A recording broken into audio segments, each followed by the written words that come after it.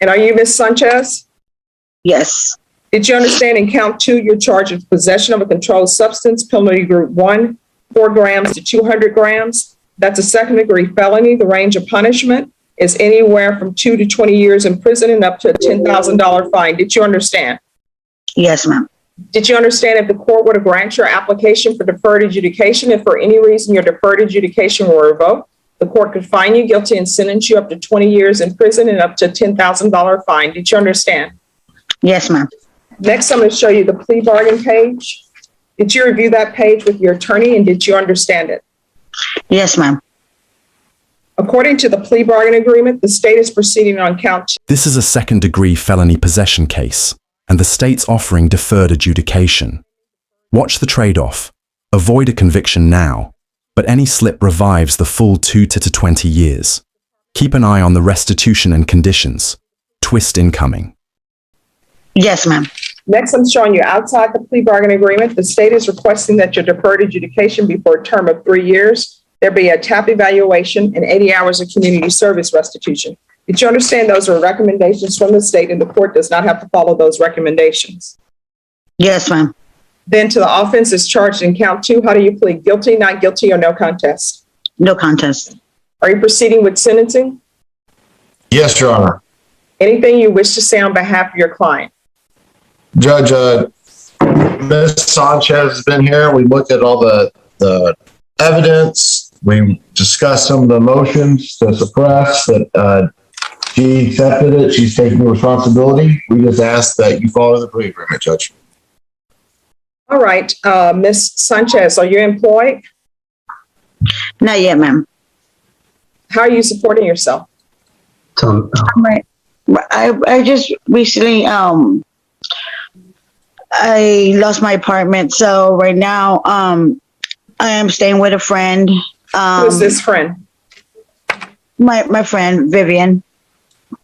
All right. If you're drug tested today, what are the results going to be? And before you answer, know that I am going to drug test you today. So what are the results going to be? I will. I'm gonna be honest. I will be dirty for marijuana, ma'am. And what else? It's more than marijuana. No, I know, but that's it, ma'am. When's the last? Well, let's do it this way. What could you possibly be positive for if you're drug tested today, and you will be drug tested today? I know marijuana for sure. And what else? That's a maybe. Maybe meth, but I have not done that, ma'am. It's been about 5 days, 6 days that I have done that. I'm letting that go. I just want to start working, get my life together, and finish my probation successfully. Do you have any children? I do. What are their ages? 24. My daughter's 25. Yeah, she just turned 25. 19, 18, and my daughter's going to be 17 next month. My youngest. All right. And where is your 17-year-old? Right now, she should be at work. She's working. Well, where does she live? She lives with her boyfriend right now. Because we had got evicted of our apartment, so she's staying there right now, and I'm right here. I'm just trying to go. I'm trying to go back to work, but my car right now, the car belt went out. So, I already did my application. I just need to pick up my client. I was going to be a care provider. No, you're not going to be a care provider anymore. Do you understand why? Because of my case? Well, because you're active in your addiction. And I can't have someone who's active in their addiction, who has felony cases, being a provider for vulnerable people in our society. When would I go over to approve that? Let me ask you this, Ms. Sanchez. If you had a grandmother who needed someone to care for them, and if it were going to be me, and I told you I had a meth problem and a marijuana problem, and I'm probably going to test positive for marijuana and maybe meth. Would you want me looking after your grandmother? No, ma'am. I completely understand. That's what I'm saying. If my UAs are good, like successfully, can I go back to that? No, No. because let me just explain this to you. Would you want me, if I'm maybe going to test positive for meth or marijuana, to be in a home with your grandmother who may have valuable items? And you know what happens when you don't have employment, right? You have an addiction and there are valuable items around. So this is what the court is going to do. 3 years deferred adjudication, $1,000 fine probated, $57 for laboratory testing, 80 hours of community service restitution. 40 of those hours will be waived if you provide proof of your COVID vaccination. The court is not requiring that, but if you do, 40 hours will be deducted. There's to be no unsupervised contact with minors, a referral to felony drug court. If she's not accepted into felony drug court, then it's going to be intensive outpatient treatment with probation, proof of employment within 30 days, no employment. Here's the blueprint. 3 years deferred, fines, service, drug court referral, no minors, no caregiving. That COVID shot clause. It reduces service hours, not time. Question for you. Fair incentive or pressure tactic for compliance?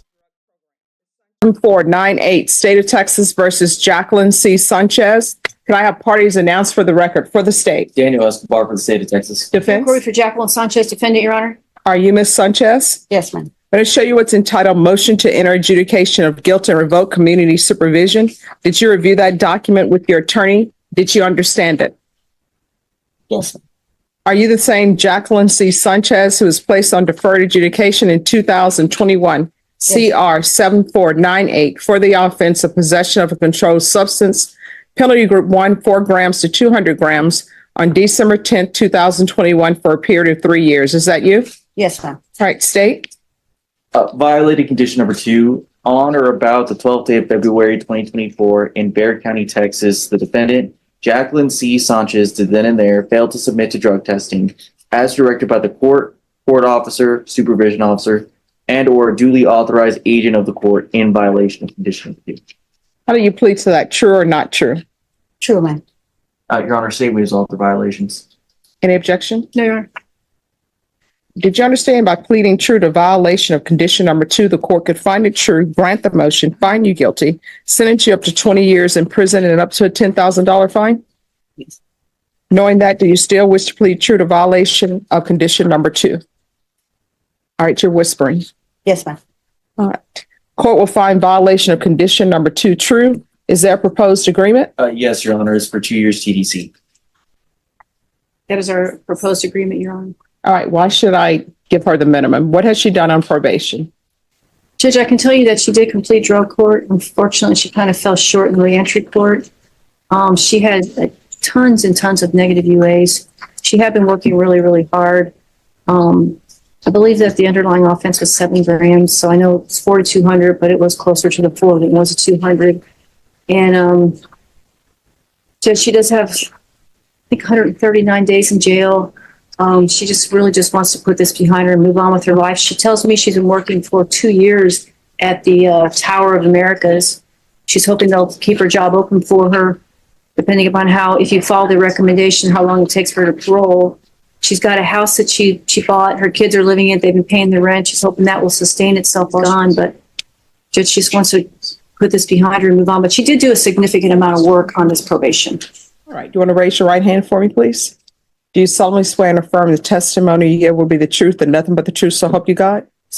Yes, All ma'am. right, you can lower your hand. State your name for the record. Jacqueline C. Sanchez. All right, why didn't you do well in drug court? I'm sorry, what was that again? Why did you not do well in felony drug court? I didn't have the money to pay for the UAs, ma'am. No. Felony drug court usually will not remove you from their program because you can't pay UAs. Are you telling the court that you were removed from felony drug court because you couldn't pay for the UA? And I had a relapse. I had drank 4 beers, ma'am. Judge, she actually graduated from drug court, I believe, and then she went to the reentry. So I think she completed drug court. So I don't think she had a problem doing drug court. I think it's when she got out. So here's my question. Why did they remove you from their reentry program? Because I drank 4 beers now on the 23rd. No, usually it's more than that because felony drug court usually understands relapses. Am I wrong in that? Did they not understand that you had a relapse? They usually do, ma'am, but this time they felt like I played them. What do you mean by they felt like you played them? They felt like I was lying. I lied to them. Okay. All right. Probation? Judge, the note that was received from drug court was. Well, just one second. Any objections to probation giving me some insight in whether or not I should follow this agreement?